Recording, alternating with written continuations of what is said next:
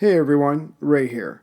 I've got a book recommendation for you. No, this is not a book interview. We're done with those for a while now. Quite frankly, I'm all interviewed out. Nope, it's back to the main storyline. Anyway, so about this latest book, The Watchmakers. Almost 3 decades ago, Harry Lenga sat down with his son and told him of the long years he and his 2 brothers had spent in one concentration camp after the other during World War II. They endured the horrors of Auschwitz and survived. How did they do it? The 3 brothers had vowed never to be parted, in life or in death. But they also had a skill that bound them together, the art, science, and craft of watchmaking.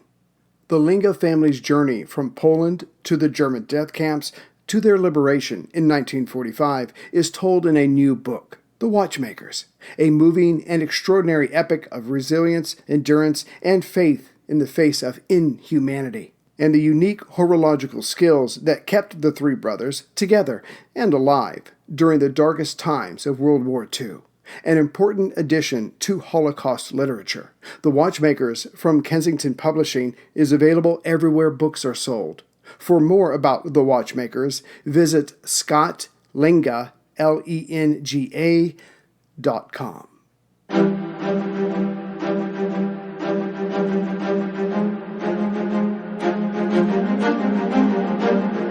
Hello, and thank you for listening to The History of World War II podcast, episode 372, Malta Loses a Hero.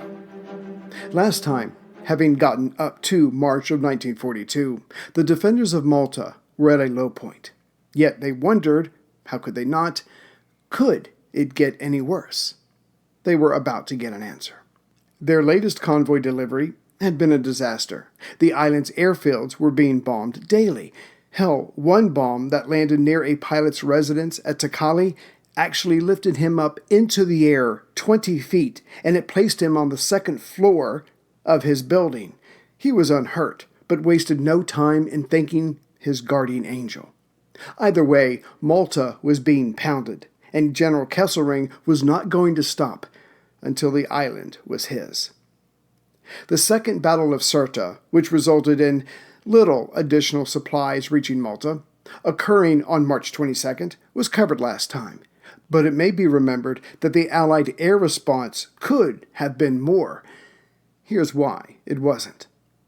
2 days previous, March 20th, was payday. Normally something to be excited about.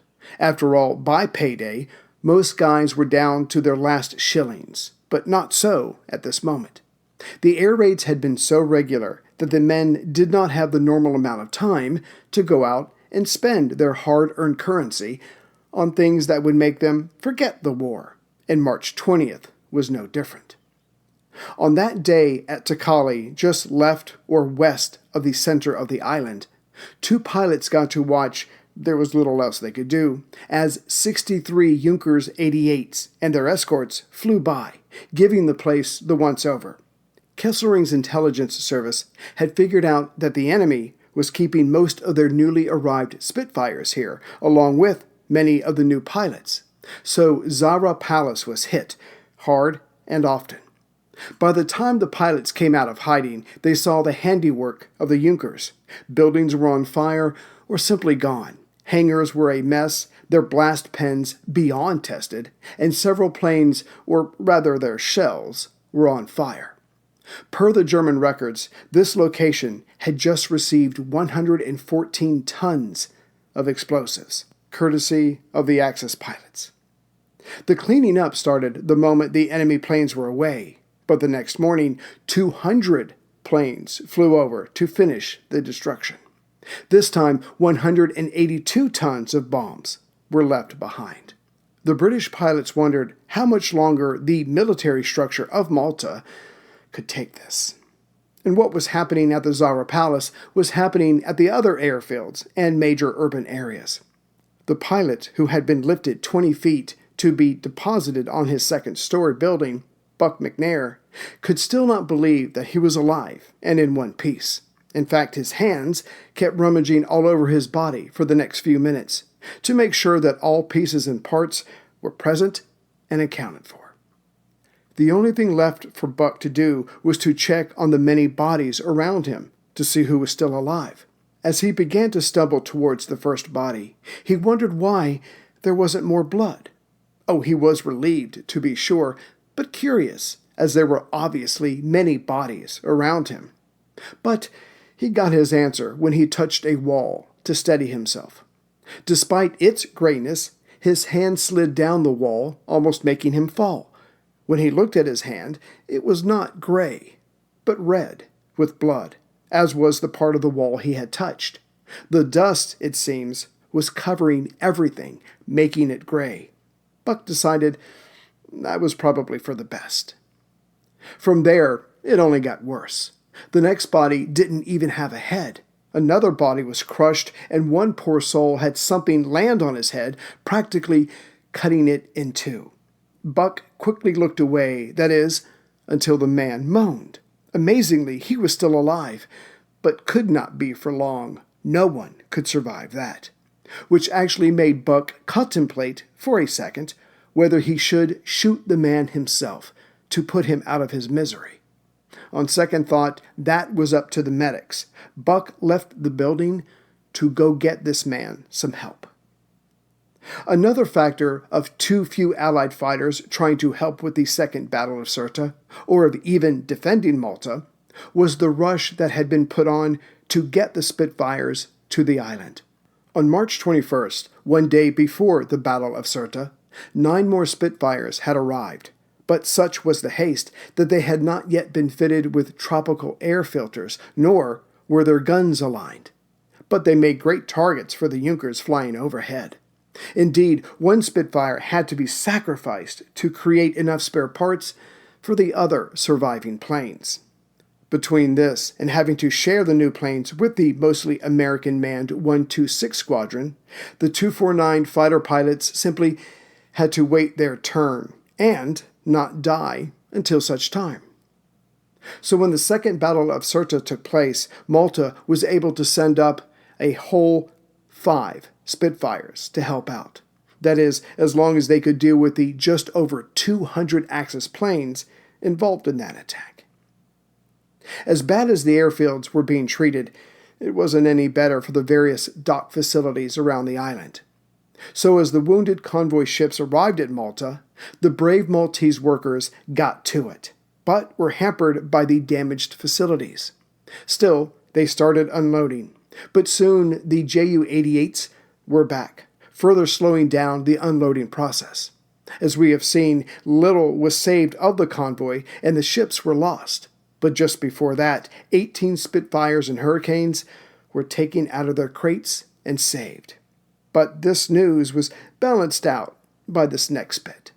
News started spreading. It had started as a rumor, but was quickly proven true, that during the nights of March 24th and 25th, none of the Maltese workers had showed up to unload.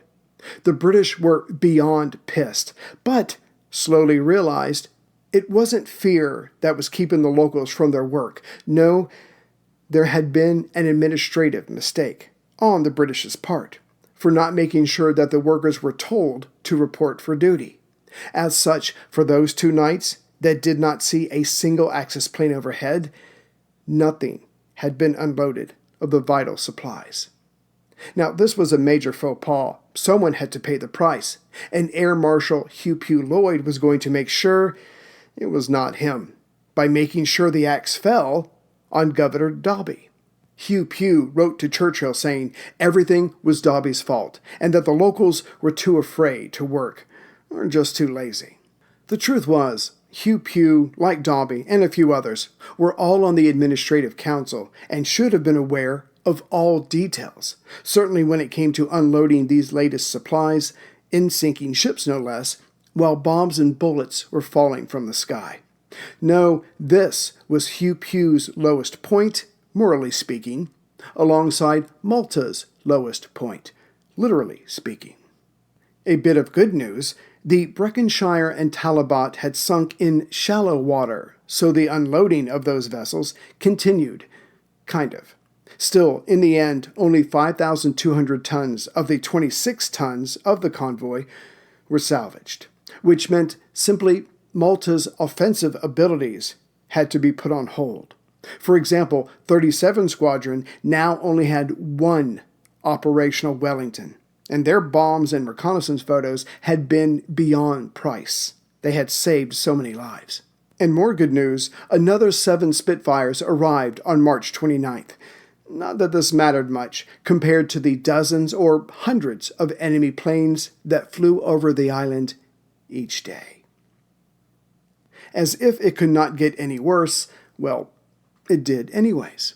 That same month, March, the first Sea Lord, Dudley Pound, decided that Admiral Cunningham needed a break. And he did.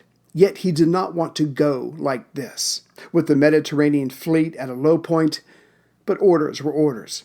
ABC was now on his way to Washington to lead the Admiralty delegation there. To ease his bruised soul, or ego, but Cunningham was legitimately worn out, considering the numerous convoys, the stoppage of Axis convoys, and then there had been those heady days, the battles of Taranto, of Matapan, the sinking of enemy ships by his subs, and Force K. Yes, these had been good days, but now those good days belonged to Kesselring, because if the Allies were somehow going to retake the momentum, it would have to be done with the personnel that stayed in the Mediterranean. And ABC's replacement, Admiral Sir Harry Hardwood, the hero of the Battle of the River Plate in December of 1939, where the Germans would end up losing their heavy cruiser, Admiral Graf Spee, was looking forward to the challenge. As he left, Admiral Cunningham wrote a letter to the people of Malta, thanking them for their courage, and yet he may have been a little too on the nose, as ABC was wont to do. Near the end of his letter, which was published in the Times of Malta, he added that all the bombs raining down on their little island, and by this point there had been 117 consecutive air attacks, sometimes 10 a day, the Admiral asked the Maltese to think about all those bombs that were landing here. They were not landing in North Africa, or on the Eastern Front, or on the home island, that this was a great service the island was enduring for the Empire. Though how much this bucked up the spirits of the locals, who can say? General Dobby would say much the same thing during a radio address, that the bombs falling here were not helping the Axis in Africa or in Russia. But these dark times would continue for a while. However, privately, Dobby told the Air Ministry that Malta can only continue to be useful if we are able to protect the ships and aircraft which operate from here. And that was quickly coming to an end. Further, he added on that a few Spitfire deliveries here and there were nice, but nothing of Malta's current dismal status would change until larger numbers of planes arrived on the island, period. But had Dobby, Cunningham, and Hugh Pugh known the truth, they might have given up right then and there. For all of the bombings that Malta had suffered lately, that had been just a warm-up. Kesselring's true attempt to crush Malta would actually start on April 2nd. For weeks earlier, Kesselring had met with his staff and told them how he wanted Malta to be brought low. First, the Defenders' fighters had to be taken out, either literally or enough so they could not challenge the bombers. Next, the 3 main airfields would be hit with heavy bombs, and with anti-personnel bombs, and with machine gun fire. Anything and everything should be thrown at the landing areas, rendering them equally useless. And they would return at night, though in smaller numbers, to make sure that repairs were hampered and that sleep was little. When that happened, the island would be bombed daily, the ships and planes too afraid to return, the result being Malta could either be occupied or ignored, as it no longer could function as an Allied military base. Lastly, General Kurt Student, the airborne leader who planned the landings on Crete, was ordered to come up with another plan, this time for Malta. Of course, the Allied troops on Malta, nor the Maltese, knew any of Kesselring's details, but they understood well enough the possibility of an invasion, thus threw their backs into their respective jobs. Again, April 2nd was to be the big day, But the first day of April was impressive enough, with dozens of Junkers coming over to once again attack the airfields and the port facilities. To the defenders, this was just another day, but there were changes on the ground. For one, some new AA shells had come in, and the men were loading them and firing them off with a renewed hope. However, undermining that new hope was a new fear, as just a few days ago, an AA gun crew had a German bomb land right on top of them. The crew at Spinola, just north of the Grand Harbor, disappeared, and the other crews around them had human flesh and body parts rain down on them. Hence, the AA firing of April 1st was spirited, to say the least. Again, the Germans and Italians may have known that this day's attack was only a warm-up to the following day, but the defenders did not. So they let fly with the shrapnel. And between their increased panic and increased effectiveness of their new shells, the attackers lost more men and planes than anticipated. Also, there were more defending aircraft in the sky than expected. Working overtime, the new normal, on Malta, the RAF had 8 Spitfires and 19 Hurricanes that were flyable on April 1st. And fortunately for these outnumbered pilots, amongst the attackers were the relatively slow Stukas. Kesselring was throwing everything he had in, but he would have been better served to keep his weaker aircraft at home, at least until the defenders around Malta had been weakened. As such, several Stukas were taken out that day. As for the Allied losses, to hear Hugh Pugh put it, through the Times of Malta, 27 attackers were destroyed. The defenders lost not a single plane.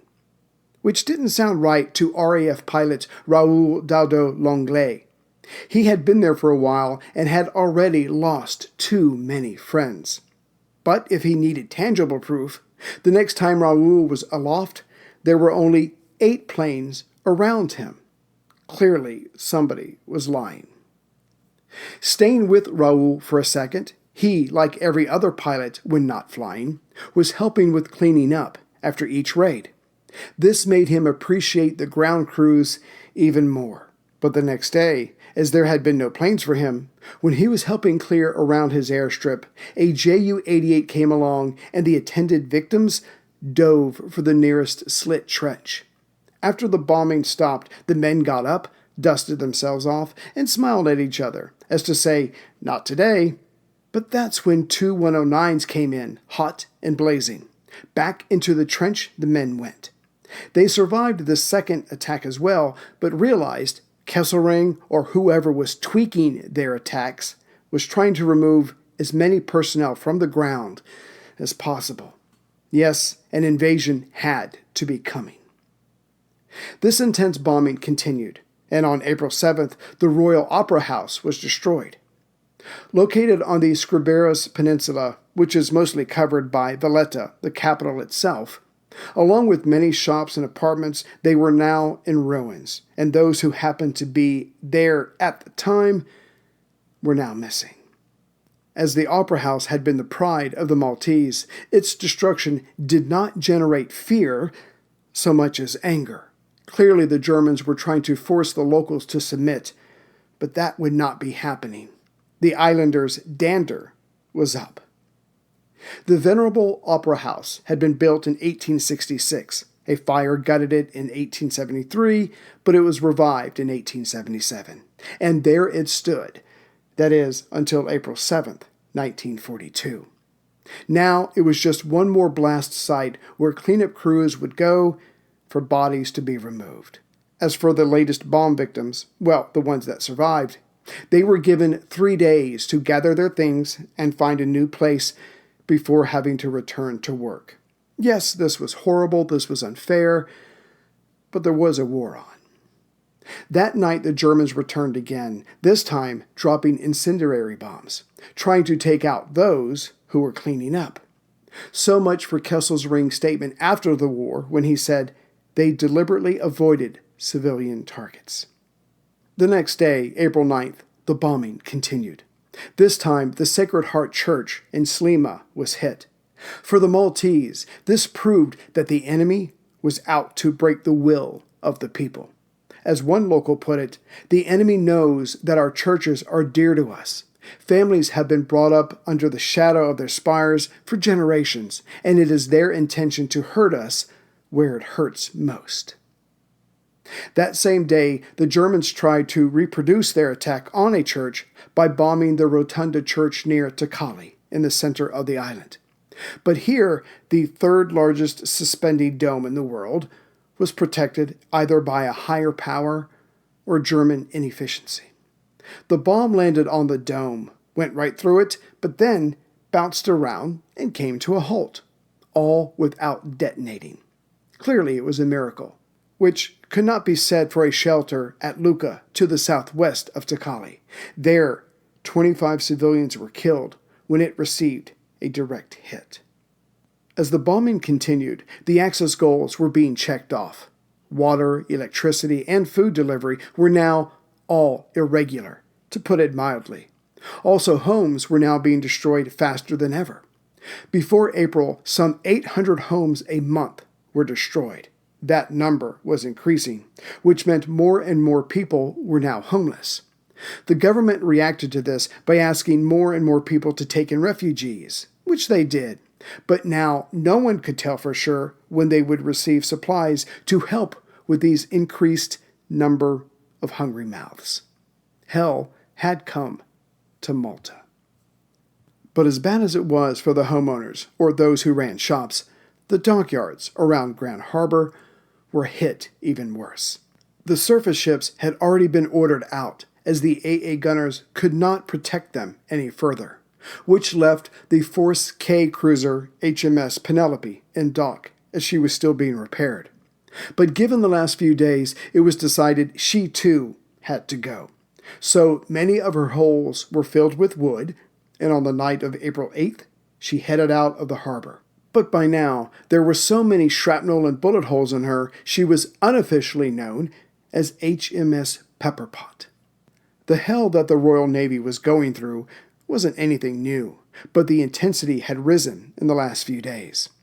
Back on April 1st, the sub Pandora, a part of the Magic Carpet Service bringing supplies to the island, was bombed while in Grand Harbor. Her conning tower released a massive flame as fire broke out below. 4 minutes later, she was gone, along with 2 officers and 23 ratings. As other naval personnel ran to help the stricken sub, they would later write up reports of trying to help, despite one man missing his lower arm, taken off by shrapnel. Another man had a piece of steel sticking out of his thigh. Secondary explosions, obviously, were equally dangerous. That same day, the sub P-36 was sunk while berthed in Lazaretto on Manuel Island, just above Valletta. A third sub, called Sokol, had a Polish crew, and they believed they were next, but they were still in port under repairs.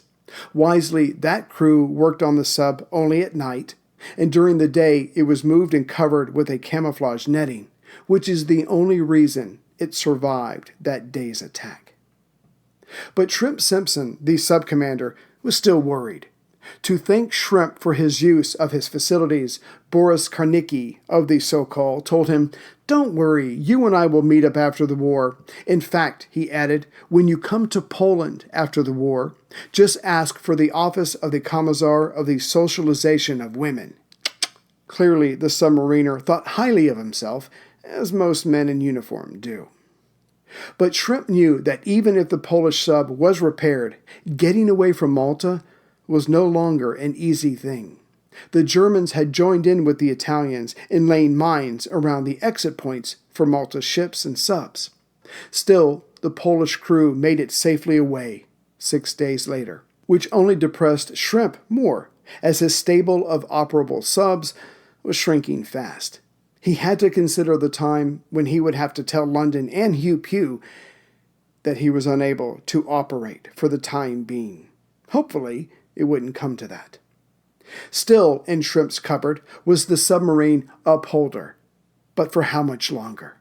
The Upholder had returned from its latest outing on March 26th. But besides basic repairs and resupplying, many of her crew had now come down with the flu. As it was a tiny living space, the germs had no problem spreading throughout the ship. Now many of the crew were on their backs. Still, the sub and her string of successes were needed, so she would have to go out again. But Shrimp recognized that the men were at the end of their tether. So he thought, if RAF pilots can go home after 6 months, and many of the upholder crew had been here for 16 months, well, they deserved a rest too. He told Lieutenant Commander Malcolm D. Wanks and his crew that after this sortie, they would be heading home. A well-deserved break indeed. Wanklin and company set out on April 6th. They had with them an Army officer and 2 Arab agents. The latter 2 were to be dropped off on the North African coast for reconnaissance work.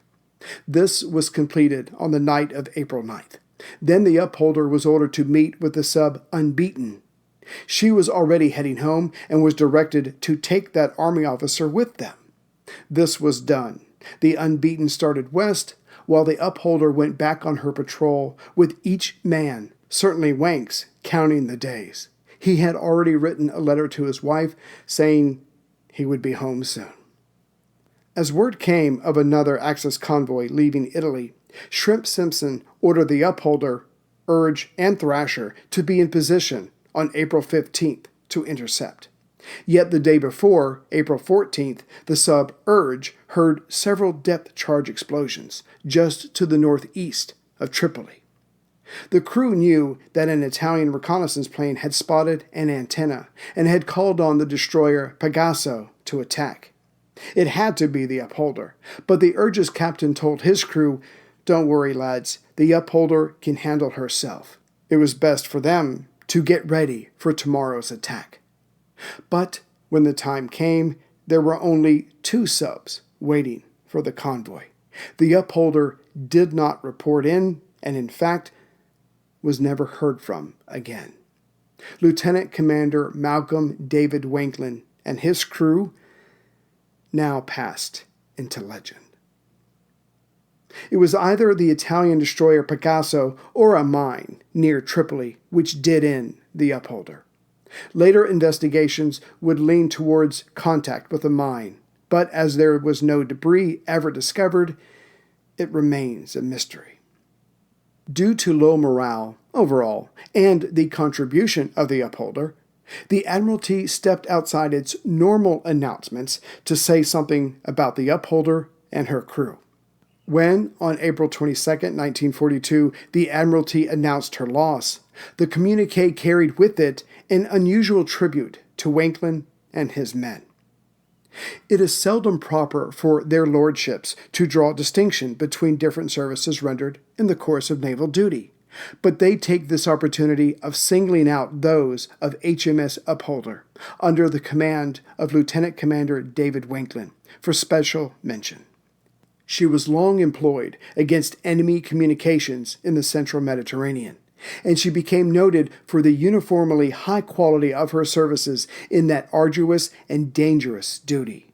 Such was the standard of skill and daring set by Lieutenant Commander Wanklin and his officers and the men under him, that they and their ship became an inspiration not only to their own flotilla, but to the fleet of which it was a part, and to Malta, where for so long HMS was based. The ship and her company are gone, but the example and inspiration remain. Their kind was not to be looked upon again, but in her time, the upholder sank 12 Italian vessels, 2 German freighters, all told some 93,000 tons of enemy shipping. Tubby Crawford, the former second in command, now training in the Irish Sea, was told of the news and was crestfallen.